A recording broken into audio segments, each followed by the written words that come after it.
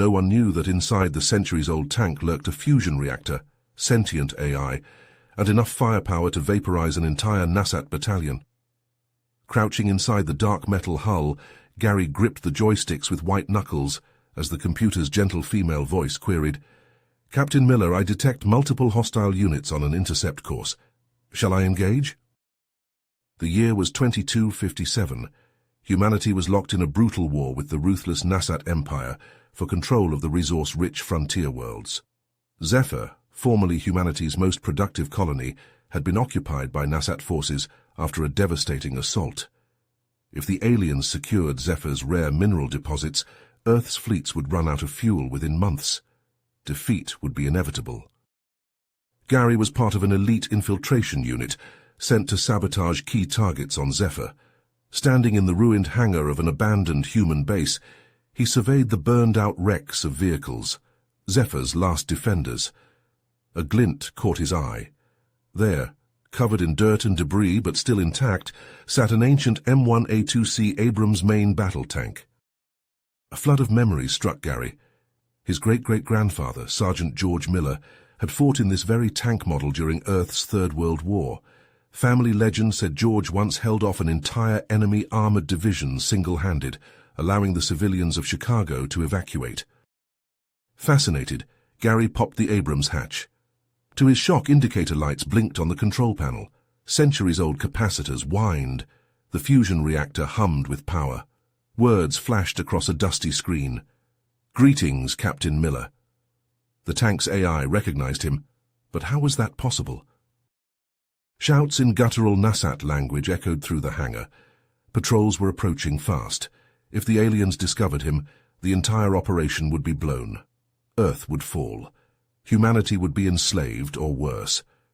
Left with no choice, Gary sealed the hatch, settled into the gunner's seat, and wrapped his fingers around the trigger.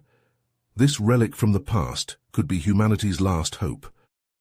The shouts grew louder, booted feet stomping into the hangar. Gary's heart raced as his hands flew across the controls, the tank's computer highlighting levers and buttons with helpful labels. "Ignition sequence initiated. Fusion reactor online," the AI reported. Gary felt the hull vibrate as the engine roared to life. Green-skinned Nasat troopers swarmed into view, plasma rifles raised. They froze, mandibles agape in shock as the derelict tank swiveled its turret to face them. Glowing plasma bolts sizzled through the air, splattering harmlessly off the Abrams armor. The troopers stared in disbelief. Their weapons, capable of melting through the strongest human alloys, did nothing. "Hostile infantry, 11 o'clock. Recommend a 120mm canister shot," the computer advised calmly. Gary swung the barrel around, the targeting reticle settling on the bug-like aliens. He squeezed the trigger. Boom! The cannon roared, spewing a cloud of tungsten balls that shredded the Nasat into gory ribbons. More troopers poured into the hangar, plasma fire intensifying. An armored vehicle resembling a floating crab hovered into view, its heavy plasma cannon glowing ominously. Gary aimed and fired. The depleted uranium sabot round punched clean through the vehicle's shield and armor like they weren't there, detonating the power core in a blinding fireball. "Hell yeah!" Gary whooped as molten slag rained down. He gunned the engine, the fusion turbine screaming. 70 tons of death incarnate surged forward, pulverizing rubble beneath its tracks. The Abrams LiDAR painted dozens of targets throughout the base. Gary fired again and again, high-explosive shells reducing buildings to dust, canister rounds scything down whole squads. Nasat return fire pinged off the hull uselessly. Nothing could stop him. In a matter of minutes, the once formidable Nasat force was reduced to drifting smoke and corpses. Gary checked the tactical map, spotting the friendlies pinned down in a crater 2 clicks east. There was a lot of rubble and barricades between here and there. On foot it would take hours to get through, but in this tank, Gary grinned savagely. He aimed the Abrams at the nearest ferrocrete wall and floored it, the 1,500 horsepower engine roaring. The wall exploded in a shower of dust as 70 tons of composite armor smashed through effortlessly. The real battle was about to begin. Smashing through the last wall, Gary swung the Abrams turret in a wide arc, scanning for targets. Seeing none, he popped the hatch and hopped out, boots crunching on rubble. Weapons snapped up as his squad whirled to face the unexpected noise. Jaws dropped, and eyes went wide as they recognized the intruder. "What the fuck, Miller?" Sergeant Jackson demanded, lowering his rifle. "Where'd you find that relic?" "In the old vehicle depot. Sergeant, this tank, it's like nothing we've ever seen. Nasat weapons can't even scratch it." "Bullshit!" Corporal Zoe scoffed. "No way anything that old could—" A shrill whine pierced the air. Soldiers hit the dirt as a plasma mortar shell arced overhead, detonating behind them in a splash of molten metal. "Bunker, 2 o'clock, Jackson barked. "Zoe, get that rocket up." Gary was already clambering back into the tank. The hatch slammed shut as more plasma rounds sizzled past. "Atlas, what have we got for anti-fortification?" he asked, hands flying over the controls. "I would suggest the heat round," the AI replied. "High-explosive anti-tank designed to defeat hardened structures." "That'll do." Gary slammed the shell into the breach and swung the barrel to face the squat Nasat bunker. Ablative armor shimmered over its surface, making it all but impervious to conventional weapons. He squeezed the trigger. The cannon bucked, spewing flame and a copper-jacketed projectile. It crossed the distance in a heartbeat and struck the bunker dead center. The shaped charge detonated, directing a jet of superplastic metal into the structure. The bunker seemed to bulge for a split second before erupting in a geyser of smoke and debris. Jackson stared slack-jawed at the smoking crater. "I take it back. That's no relic. Miller, wherever you found that thing, I could kiss you." Gary popped the hatch again, unable to suppress a grin. "Sergeant, I think this tank might be our ticket to winning this war." The squad gathered around as he explained Atlas and the Abrams experimental tech. As the sun set over the ruined colony, an audacious plan began to take shape. Under cover of darkness, they would skirt the edges of the Nasat perimeter, the tank's reactive camouflage rendering it all but invisible. They would emerge behind the aliens' main command post, a monolithic structure bristling with plasma cannons. With the Abrams firepower, they could punch a hole right into the heart of the Nasat occupation. It was a mission that would have been suicide for an infantry squad, but with a ghost from humanity's past as their spearhead, they might just pull it off. As the squad dispersed to prepare for the assault, Gary settled back into the gunner's seat. His fingers danced over the control panel, marveling at the sheer power thrumming beneath his hands. "Atlas, tell me more about these experimental weapons. I want to know everything this beast can do." The AI's gentle voice filled the cabin. "Of course, Captain Miller. The Abrams is equipped with an array of directed energy weapons, including a high-intensity laser for precision strikes and an electromagnetic pulse cannon for disabling enemy electronics.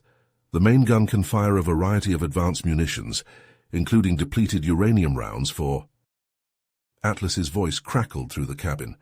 "Captain Miller, I have a suggestion. The Abrams is equipped with an experimental holographic projection system. We could use it to disguise the tank as a Nasat vehicle, allowing us to get close to their command center undetected." Gary's eyes widened. "You're just full of surprises, aren't you?" "All right, let's do it." He watched in amazement as the tank's exterior shimmered and shifted, resolving into the angular insectoid shape of a Nasat heavy transport. Even the heat signature and EM emissions matched perfectly. The disguised Abrams trundled towards the towering structure of the command center, passing groups of Nasat soldiers and vehicles without challenge. They rolled right up to the perimeter, mere meters from the pulsing force field that protected the facility. Gary's finger hovered over the trigger, his heart pounding. "Atlas, on my mark, drop the disguise and hit that shield generator. We'll only have a split second before they realize what's happening." "Acknowledged. Ready to engage." 3, 2, 1, mark. The hologram vanished. For a heartbeat, the Abrams sat there in its true form, a wolf among sheep. Then Gary squeezed the trigger. A lance of blinding energy erupted from the barrel, a concentrated beam of charged particles that struck the shield generator and bored a molten hole straight through. The force field flickered and died. Alarms blared as the Nasat forces suddenly realized the deception. Plasma bolts splashed against the Abrams armor as Gary swung the turret, the directed energy weapons glowing with charge. He fired again and again, the precise beams slicing through Nasat vehicles and defensive positions like a scalpel. Nasat soldiers scattered, their return fire wild and panicked. Jackson's voice crackled over the comms. "Miller, we're moving in. Keep those bugs busy." Gary acknowledged, swiveling to target a towering plasma cannon that was rotating to face him. The beam struck the cannon's base, superheating the metal until it glowed cherry red and slumped, the barrel drooping uselessly. Explosions bloomed across the command center's surface as Jackson's team planted breaching charges. They disappeared into the smoke, pushing into the facility. Gary continued his systematic dismantling of the Nasat defenses, the Abrams advanced targeting computer ensuring each shot struck with surgical precision. Smoking craters and molten slag marked his progress. A sudden cry over the comms made his blood run cold. "Miller, we need backup. We've got a thing in here, some kind of superbug. It's tearing us apart." Gary checked the tactical feed from Jackson's helmet cam and felt his stomach lurch. A massive Nasat, twice the size of a normal soldier and bristling with cybernetic enhancements, was laying into the squad with a crackling plasma hammer. Jackson ducked a swing that pulverized the wall behind him, concrete chips spraying. Zoe fired her rifle point-blank into the creature's chest, the plasma bolts dissipating harmlessly against its shimmering shield. The Nasat commander lunged, faster than anything that size should move, and backhanded Zoe across the room. She crumpled against the wall and lay still. Gary was moving before he even realized it, popping the hatch and leaping from the tank. "Atlas, keep firing, thin out those reinforcements." The AI acknowledged as Gary sprinted for the breached wall, rifle in hand. He could hear the boom of the Abrams cannon and the crackle of its energy weapons behind him, a one-tank army holding back the Nasat horde. He burst into the room, taking in the scene in a glance. Jackson and the others were scattered around the edges, nursing injuries. In the center, the Nasat commander loomed over Zoe's crumpled form, plasma hammer raised for a finishing blow. "Hey, ugly!" Gary shouted, rifle snapping up. He fired, the plasma bolt stitching a line across the commander's shield. It flickered, weakened by the sustained fire. The Nasat whirled, cybernetic eyes fixing on Gary with malevolent glee. It charged, hammer crackling. Gary dove aside, the hammer pulverizing the floor where he'd been standing a heartbeat before. He rolled to his feet, rifle firing, but the bolts just wouldn't penetrate that shield. The commander pressed the attack, augmented muscles driving the hammer in a relentless assault. Gary gave ground, desperately dodging and weaving, but he knew he couldn't keep this up. The Nasat was too fast, too strong. It was only a matter of time. The hammer grazed his shoulder, sending him spinning. He hit the ground hard, rifle skittering away. The Nasat loomed over him, hammer raised for the killing blow. A brilliant lance of energy speared through the window, striking the commander dead center. Its shield flared and popped, the directed energy beam burning a charred hole in its chest. The Nasat staggered, cybernetic systems shorting and sparking. Gary leapt to his feet, scooping up a fallen plasma rifle and opening fire point-blank. The commander jerked and spasmed as the bolts tore into its armor, its regenerative nanites struggling to keep up. Gary kept firing until the rifle hissed empty, its power cells spent. Slowly, ponderously, the Nasat toppled backwards and lay still. Gary stood over it, breathing hard, rifle still trained on its unmoving form. "Clear," he shouted, and the rest of the squad emerged from cover, moving to check on Zoe. To Gary's relief, she was alive, just dazed from the blow. "Miller, we've got to move," Jackson said urgently. "Those charges are set to blow in 5 minutes. This whole place is going up." Gary nodded, slinging Zoe's arm over his shoulder and helping her to her feet. They made their way out of the facility, past smoking craters and the scattered bodies of Nasat soldiers. Atlas had been busy. The Abrams sat amid a field of destruction, its armor pitted and scarred but still intact. As Gary watched, it put a final energy beam through the cockpit of a Nasat gunship, sending the craft pinwheeling to the ground in flames. "Hell of a tank you've got there, Miller," Jackson said as they piled into the Abrams, the hatch slamming shut behind them. Gary settled into the gunner's seat, hands flying over the controls. "Atlas, get us clear, fast!" The Abrams leapt forward, its fusion engine roaring.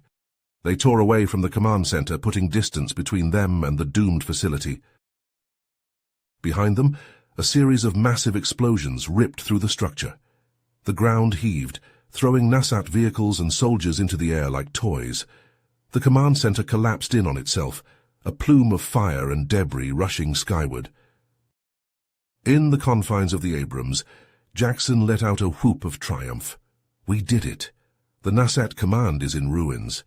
Their forces will be in total disarray."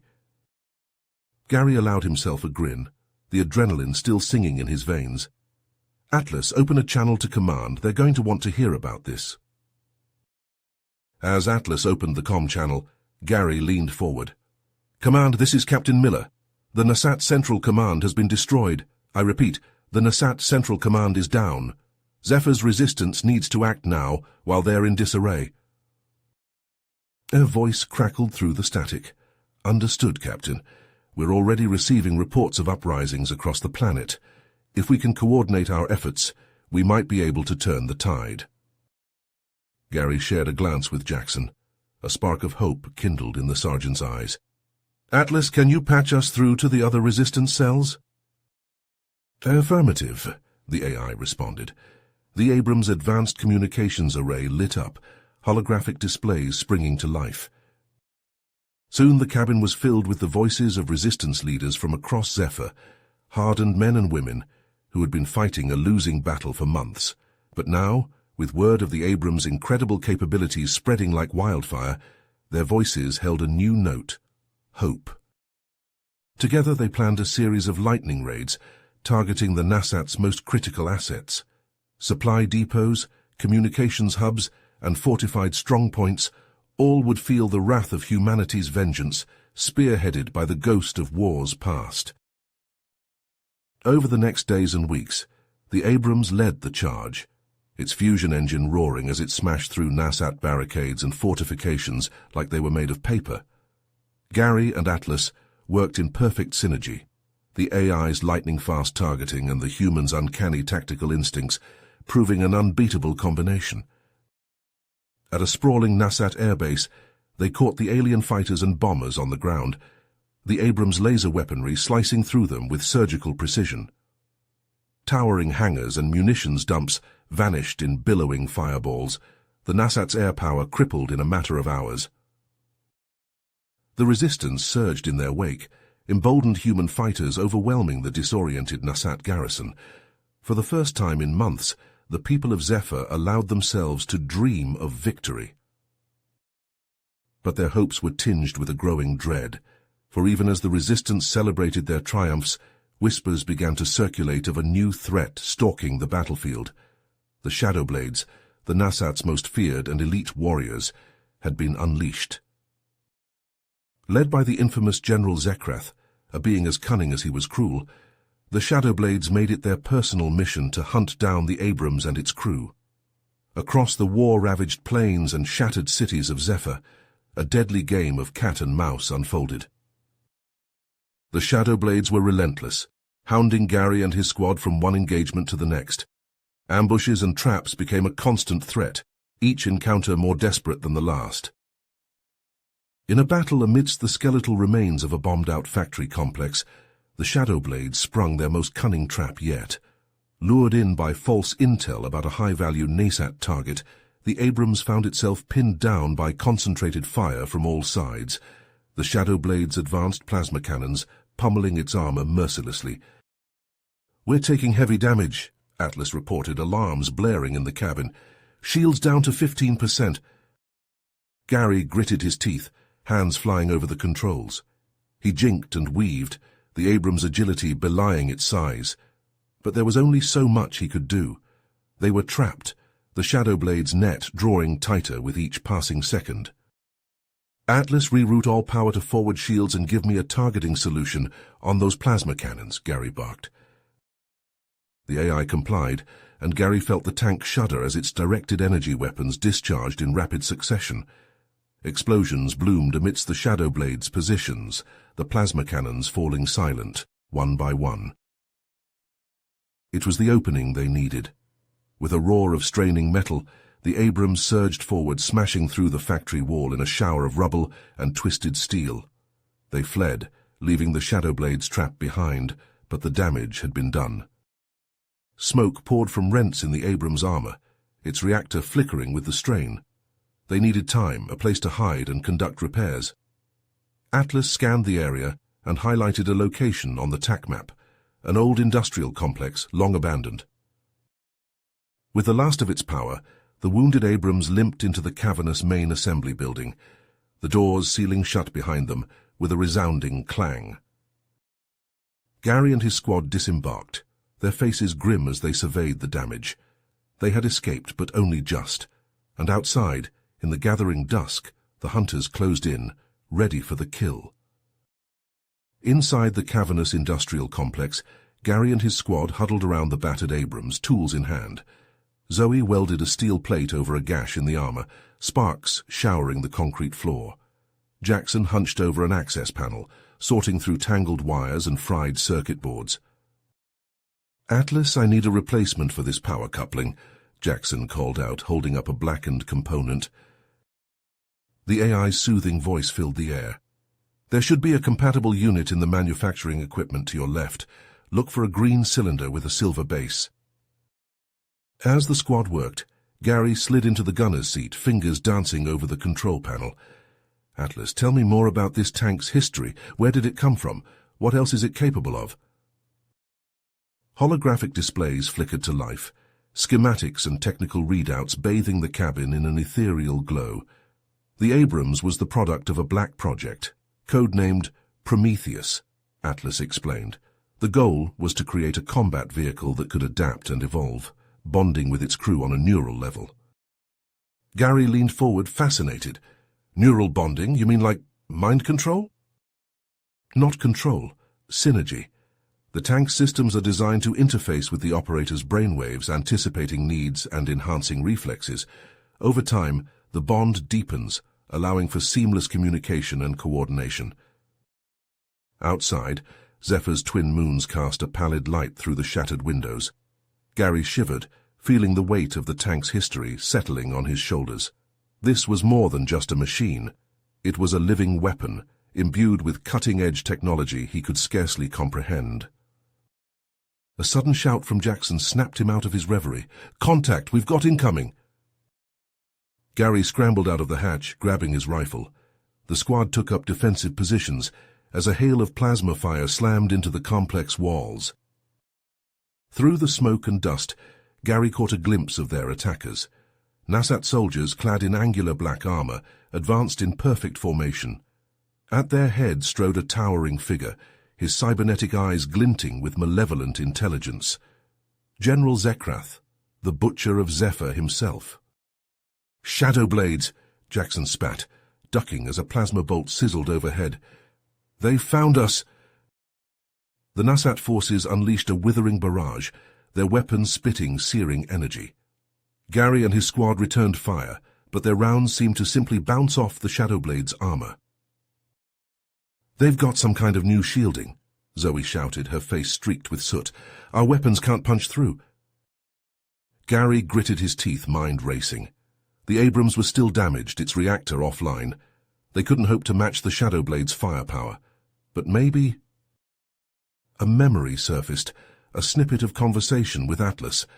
The tank's fusion reactor, overloaded in just the right way, could unleash a devastating electromagnetic pulse. It would fry every circuit for miles, including their own equipment. Gary sprinted for the Abrams, plasma bolts scorching the air around him. He leapt into the cabin, hands flying over the controls. "Atlas, I need you to shunt all power to the reactor. Overload the containment fields." "Gary, that will trigger an EMP. We'll be completely disabled." "I know." Gary met the AI's holographic gaze. It's our only chance. We've got to knock out their tech, even the playing field. For a heartbeat, Atlas was silent, then, initiating reactor overload. Brace for pulse in 3, 2. Gary squeezed his eyes shut as a blinding flash seared through the complex. A shockwave slammed into him, hurling him against the cabin wall. Consoles erupted in showers of sparks, the acrid stench of burnt circuitry flooding his nostrils. Silence, eerie, impenetrable. Gary stumbled out of the Abrams, his head ringing. The Nasat weapons had fallen silent, their advanced systems fried by the EMP. "Now," he roared, "while they're stunned!" Jackson and the others surged forward, combat knives glinting. They crashed into the Nasat lines like a tidal wave, a frenzied whirlwind of steel and fury. Zekrath bellowed in rage, his plasma hammer reduced to a useless hunk of metal. He lashed out with augmented fists, Nasat soldiers crumpling under his blows. Gary leapt into the fray, rifle abandoned, combat blade in hand. He ducked and weaved, the world narrowing to a blur of slashing edges and spraying blood. Beside him, Jackson grappled with a Nasat trooper, the two locked in a desperate struggle. The battle raged, primal and savage, the complex echoing with the clash of steel and the cries of the wounded. Gary fought with the fury of a man possessed, his blade finding chink after chink in the Nasat armor. But for every soldier he felled, 2 more seemed to take their place. They were being overwhelmed, the weight of numbers bearing down like an inexorable tide. Gary's blade clashed against Zekrath's cybernetic arm, the impact sending shockwaves up his arm. The Nasat general's eyes glowed with malevolent glee as he pressed the attack, his augmented strength driving Gary back step by step. "How fight well for a human?" Zekrath sneered, his voice a metallic rasp. "But it won't be enough. We've already unlocked the secrets of your precious tank. Soon, our factories will be churning out Abrams of our own, and your pitiful resistance will be crushed beneath their treads." Gary's blood ran cold at the revelation. The Abrams had been their ace in the hole, the one advantage that had allowed them to turn the tide against the Nasat. If the aliens truly had the ability to mass-produce the tank... Anger surged through him, burning away his fear. He launched himself at Zekrath with a roar, his blade a blur of steel. The Nasat general parried the blow, but Gary was already moving, dropping low and sweeping Zekrath's legs from under him. The general crashed to the ground, Gary on top of him in an instant. The human's blade flashed, severing the cables that connected Zekrath's cybernetic arm to his body. The Nasat howled in agony, his arm falling limp at his side. Gary pressed his advantage, raining down blows that Zekrath could barely deflect with his remaining arm. The general's taunts turned to pleas for mercy, but Gary was deaf to them. All he could see was the faces of the friends he'd lost, the cities that had burned because of the Nasat's relentless aggression. With a final brutal strike, Gary drove his blade into Zekrath's chest, piercing the general's heart. The Nasat convulsed, his cybernetic eyes flickering and dying. Gary sagged back, exhaustion washing over him as the adrenaline faded. Around him, the battle was winding down. With their leader fallen, the Shadow Blades were in disarray, the squad dispatching the last few stragglers with ruthless efficiency. Gary staggered to his feet, wiping his blade clean on Zekrath's cloak. "Miller!" Jackson's voice cut through the haze. "You all right?" Gary nodded, wincing as the motion sent a spike of pain through his ribs. "I'll live. Zekrath?" "Dead." Jackson kicked the general's corpse. "But we've got bigger problems. That EMP fried everything. Comms, weapons, the Abrams, it's all dead." Gary's heart sank as he looked at the lifeless hulk of the tank, its once gleaming armor scorched and pitted. The thought of losing Atlas, of losing the edge that had kept them alive this long. "Captain Miller." The voice was weak, crackling with static, but unmistakably Atlas.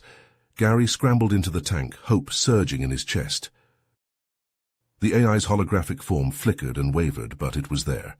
"I anticipated the possibility of an EMP attack," Atlas said, its voice gaining strength. "I took steps to protect my core, to ensure that the knowledge we've gained wouldn't be lost." A panel slid open, revealing a small innocuous-looking data core. Gary picked it up reverently, feeling the weight of it in his hands. This tiny device contained the sum total of the Abrams knowledge, the key to turning the tide of the war. "With this," Atlas said, "you can build more tanks like me. You can give the resistance a fighting chance." Gary's mind raced with the possibilities. An army of Abrams, each bonded with a human operator, working in perfect synergy. It was a dizzying thought. But first, they had to get the data core back to the Resistance's leadership, and with their equipment fried and the Nasat no doubt regrouping, that was going to be easier said than done. Gary slipped the data core into his pack and climbed out of the tank. Jackson and the others were waiting, their faces grim but determined. "We need to move," Gary said, his voice steady. "The Nasat will be coming for us, and we can't let this data core fall into their hands. We make for the Resistance's forward base, no matter what it takes." The squad nodded as one, shouldering their weapons and falling into formation. They set out across the war-torn landscape, picking their way through rubble and craters, always alert for the telltale signs of a Nasat ambush. It was slow going, each step a struggle without the aid of their advanced equipment, but Gary refused to let exhaustion or fear take hold. He pushed forward, one foot in front of the other, the data core a constant weight in his pack. They had barely gone a kilometer when the first shots rang out, plasma bolts sizzling through the air. The squad scattered, diving for cover behind burned-out vehicles and piles of rubble.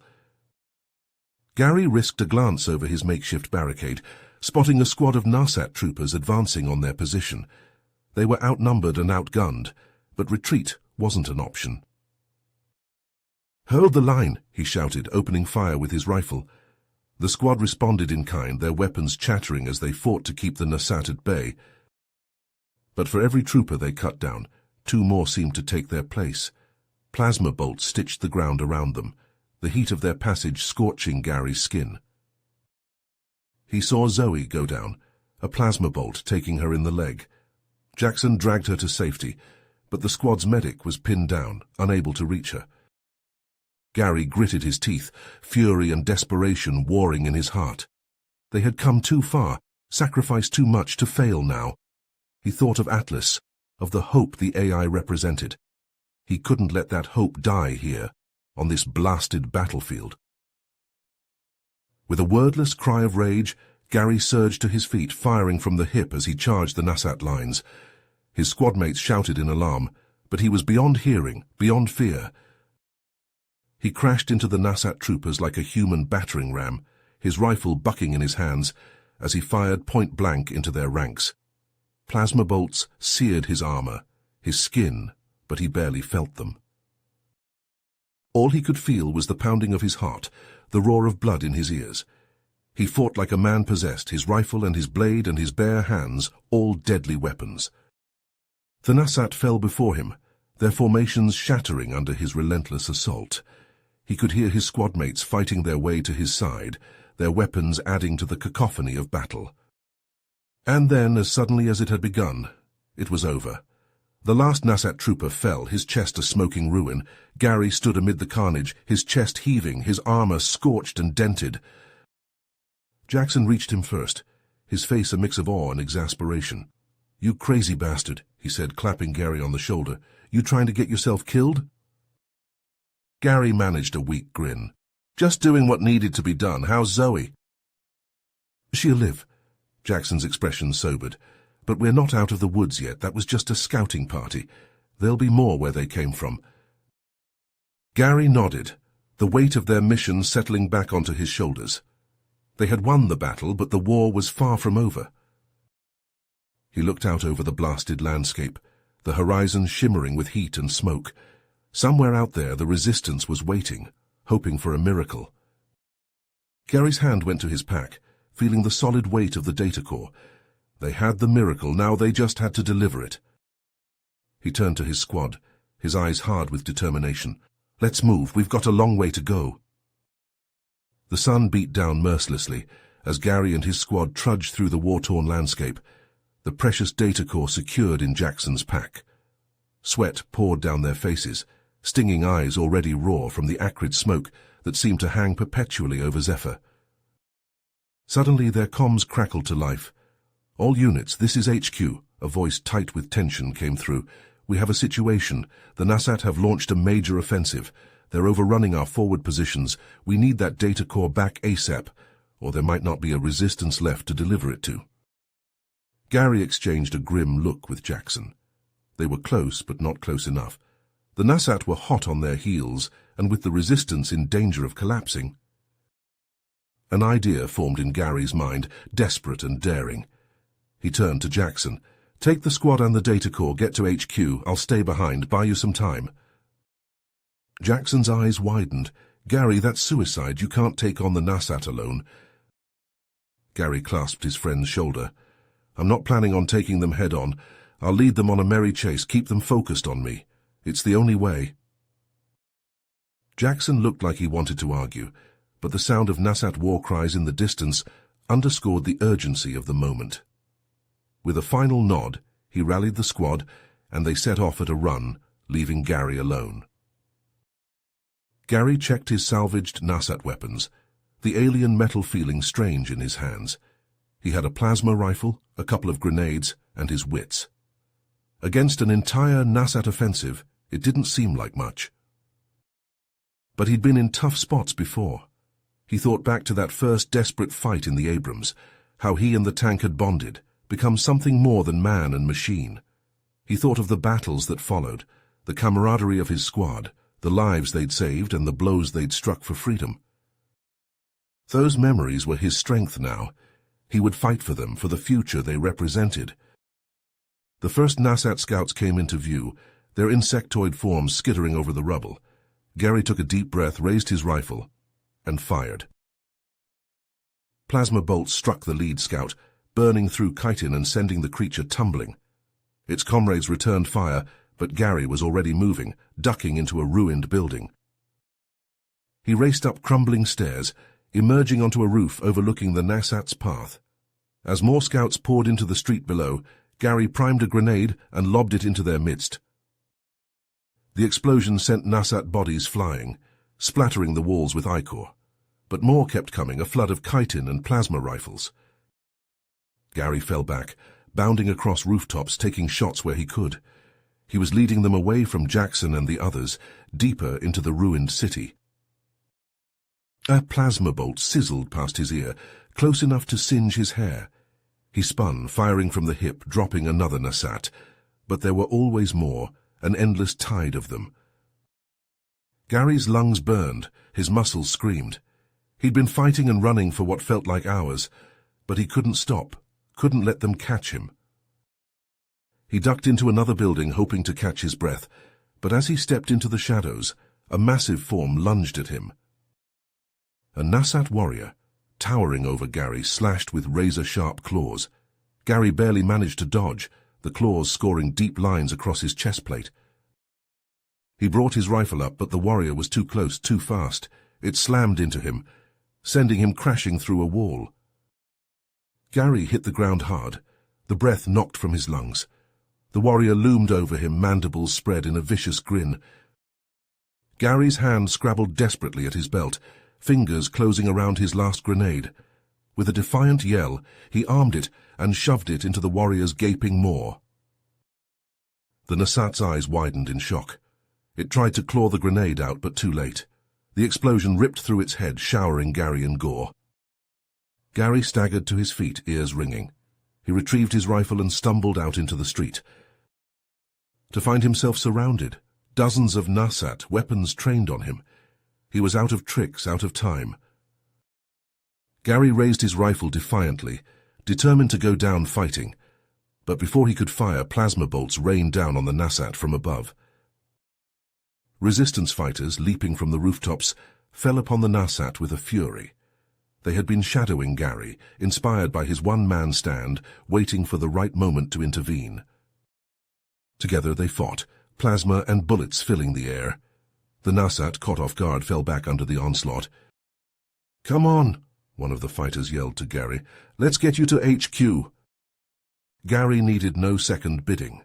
With the resistance fighters around him, he fought his way clear of the Nasat, and together they raced towards headquarters. They burst into the command center, Gary staggering. held up by his newfound comrades. Jackson was there, the data core safely delivered. "Gary?" Jackson grabbed him, relief and respect mingling in his eyes. "You crazy bastard, you did it." Gary managed a grin despite his exhaustion. "Did you ever doubt me?" The resistance leaders were already poring over the data core, eyes alight with hope and determination. With this knowledge, they could rebuild the Abrams, turn the tide against the Nasat.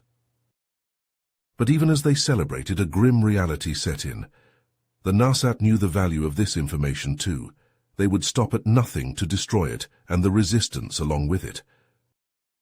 The war was far from over, but as Gary looked around at the faces of his squad, his fellow fighters, he knew they would face it together, to the end. The Resistance Command Center buzzed with activity as the leadership pored over the Abrams data core schematics. Engineers huddled around consoles, eyes wide with excitement as they delved into the tank's incredible technology.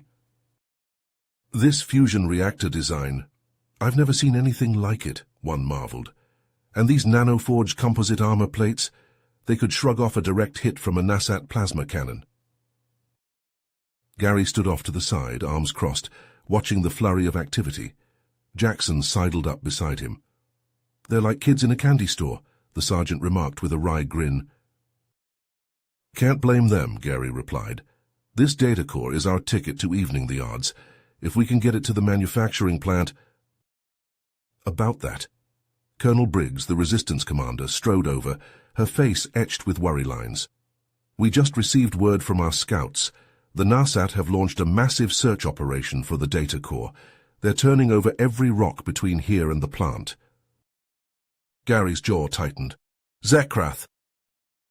Briggs nodded grimly. "He escaped custody during the chaos of the offensive. Intel suggests he's personally leading the hunt." Jackson spat a curse. "That slippery bastard!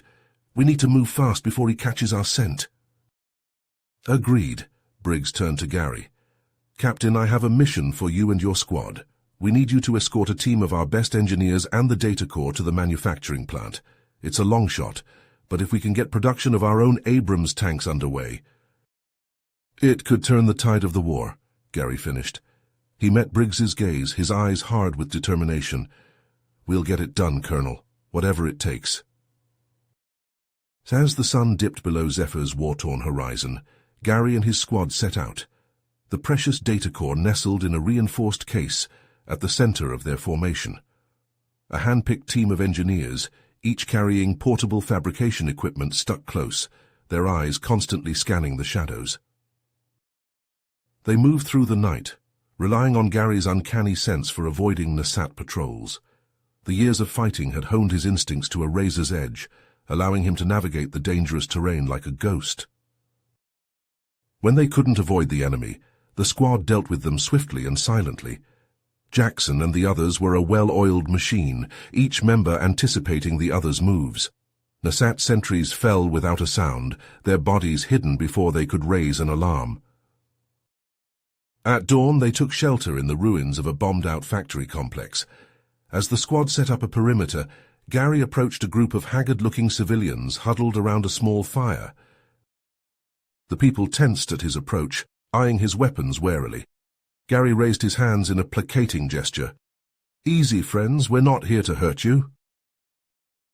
An old man, his face weathered and creased, stepped forward. "You're with the Resistance?" he asked, hope warring with suspicion in his voice. Gary nodded. "I'm Captain Miller.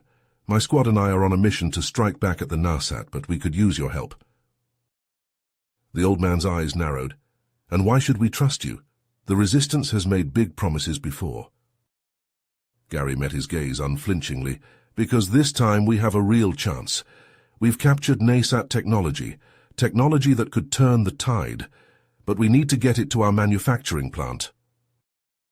He gestured to the engineers who were setting up their equipment. "These people are going to build us an army of tanks. Tanks the Nasat won't be able to stop, but we need to buy them time." The civilians exchanged glances, a current of excitement running through them. The old man turned back to Gary, a glimmer of hope in his eyes. "What do you need from us?" Over the next few hours, Gary and the old man, who introduced himself as Theron, hashed out a plan. The civilians, who had an intimate knowledge of the area, would act as scouts and guides, helping the squad navigate the treacherous terrain and avoid Nasat strongpoints. As the sun began to set, casting long shadows across the ruined factory, Gary and Theron shook hands. A new alliance had been forged, a pact sealed in shared hardship and hope. The expanded group set out once more, the civilians fanning out ahead to scout the path. They made good progress, slipping through Nasat lines like smoke. But as they neared the manufacturing plant, their luck ran out. A burst of static over the comms signaled an incoming transmission. Jackson's voice, tight with tension, filled Gary's ear. "Captain, we've got a problem. Just intercepted a Nasat communique. Zekrath knows about the data core and he's closing in on your position. You've got a battalion of Nasat heavy armor converging on the plant." Gary's blood ran cold. If Zekrath reached the plant before they could get the production lines running... He keyed his mic. "Jackson, I need you to buy us some time. Take the rest of the squad and hit those Nasat forces from the flank. Draw them off, make some noise." There was a beat of silence, then, "Understood, Captain, we'll give 'em hell. Just get that data core to the plant. Jackson out." Gary turned to the engineers and civilians, his face set in stern lines. "We're out of time. The Nasat know we're coming.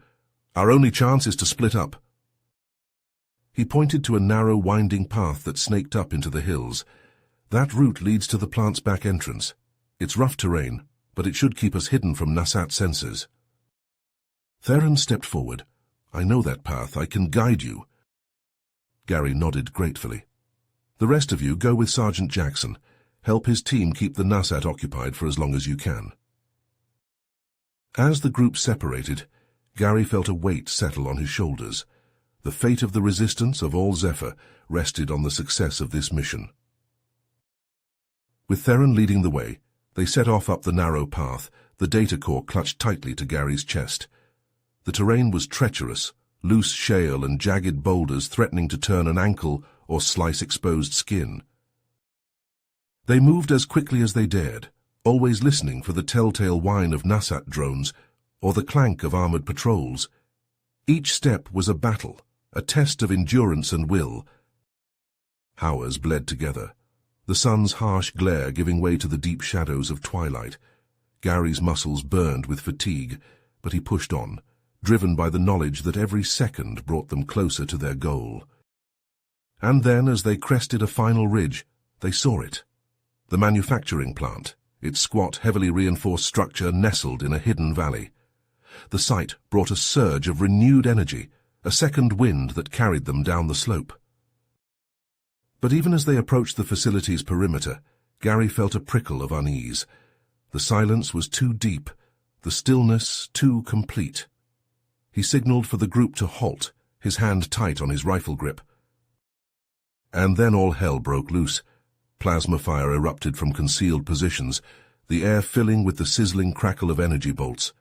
Nasat soldiers, their chitin armor blending almost perfectly with the rocky terrain, rose from hidden spider holes, weapons spitting death. It was an ambush, perfectly executed, and at its head a figure out of nightmares, General Zekrath, his eyes glinting with malevolent triumph, his plasma hammer crackling with barely restrained power. "Did you really think you could deceive me, human?" the Nasat commander bellowed. "I knew you would come here, and now you will hand over the data core, or watch as I crush the life from each and every one of your pitiful band." Gary's mind raced, desperately seeking a way out. They were trapped, caught between the hammer of Zekrath's forces and the anvil of the facility's sealed entrance. But even as despair threatened to engulf him, a voice crackled over the comm. A voice he had never expected to hear again. "Captain Miller, it seems you are in need of assistance." Gary's eyes widened in disbelief. "Atlas, but how—" "There is no time to explain," the AI replied, its voice urgent. "The manufacturing facility's defenses are still operational. I can trigger them remotely, but you must get your people inside. Now." Gary didn't hesitate. "Everyone to the facility! Move!" They ran, zigzagging through a hail of plasma fire. Engineers fell, cut down by sizzling bolts, but the others pressed on, driven by desperation and the slimmest glimmer of hope. They reached the entrance just as a deep, bone-shaking hum filled the air. The facility's kinetic barriers snapped to life, a shimmering wall of force that sliced through the Nasat ranks like a scythe. Zakrath howled in rage, hurling himself at the barrier, his hammer a blur of crackling energy. But even his augmented strength was nothing against the unyielding wall of force. As the last of the survivors stumbled through the entrance, Gary turned to face the Nasat general, the data core clutched tight to his chest. "You lose, Zakrath," he called out, his voice ringing with triumph and defiance. "This facility, this technology, it belongs to humanity now, and with it, we're going to take our world back." With that, he stepped through the barrier, the shimmering wall ceiling shut behind him with a hiss of displaced air. The manufacturing plant loomed before them, a bastion of hope in a war-torn world. Inside, Atlas's holographic form flickered to life, casting an eerie blue glow across the cavernous space. "Welcome to Prometheus Base, Captain Miller," the AI said, something like pride in its voice. "Let's get to work." As the engineers rushed to interface with the facility's systems, Gary allowed himself a moment to breathe. They had made it, against all odds. The data core was safe, and with it, the key to humanity's salvation. But even as he savored the victory, Gary knew their fight was far from over. Zakrath and his forces were still out there, no doubt plotting their next move. And beyond them, the full might of the Nasat Empire, a foe that would stop at nothing to crush the resistance once and for all. Gary's grip tightened on his rifle, his eyes hardening with resolve. Whatever came next, whatever challenges lay ahead, he would face them head-on, for his squad, for the resistance, for all of Zephyr. The war had entered a new phase, a desperate race against time and a ruthless enemy. But with the power of the Abrams tanks at their disposal, humanity finally had a chance to fight back, to reclaim what had been lost. And fight they would, to the bitter end and beyond, for in the heart of every human on Zephyr a single truth burned bright. Surrender was not an option. Victory was the only path forward. And with soldiers like Gary Miller leading the charge, that victory might just be within reach. As the hulking blast doors of the secret manufacturing facility ground open, Gary and the engineers staggered inside, exhaustion etched on their faces. A ragtag group of resistance fighters, their uniforms bearing the scars of countless battles, rushed forward to greet them. "We've been waiting for this day," the leader said, clasping Gary's hand. "The day we can finally strike back at those Nasat bastards." Gary managed a weary smile. "Let's not waste any time then, we've got work to do." The engineers, still clutching the precious Abrams data core, were ushered into the heart of the facility. Massive industrial machines loomed in the shadows, dormant but ready to spring to life. As the engineers integrated the data core into the central computer, the screens flickered and danced with streams of data, schematics, material compositions, fabrication processes. The secrets of the Abrams tank unfolded before their eyes. "This is incredible," one engineer breathed. "With this knowledge, we can build an army of tanks that will make the Nasat tremble." Gary, watching from the sidelines, allowed himself a moment of hope, but it was short-lived. His comm crackled with an incoming transmission. "Captain, this is Jackson." The sergeant's voice was strained, laced with pain. "We did it, drew those bugs away from you, but it cost us. We lost a lot of good people, and I don't think I'm going to make it back." Gary's heart clenched. Jackson had been more than just a squad mate. He was a friend, a brother in arms. "You hang in there, Jax," he said, fighting to keep his voice steady. "We'll get you out of there." But even as he spoke, another transmission came through, this one from the Resistance's long-range sensors. Multiple hostile signatures detected, shadow blades closing fast on the facility. ETA 30 minutes. Gary felt a cold hand of dread grip his spine. Zakrath and his elite killers, they'd found them. If they got their hands on the Abrams technology, it would all be for nothing. He looked around at the engineers, at the resistance fighters. They were so close, but they needed more time. Time, the one thing they didn't have, unless... Gary straightened, his jaw set with determination. He knew what he had to do. "Listen up," he barked, his voice ringing through the facility. "I want all non-essential personnel on the evac ships now. Take the tank schematics and get the hell out of here." "But, Captain," one of the fighters protested, "we can't just leave you." "That's an order," Gary snapped. "I'll buy you the time you need. Now go."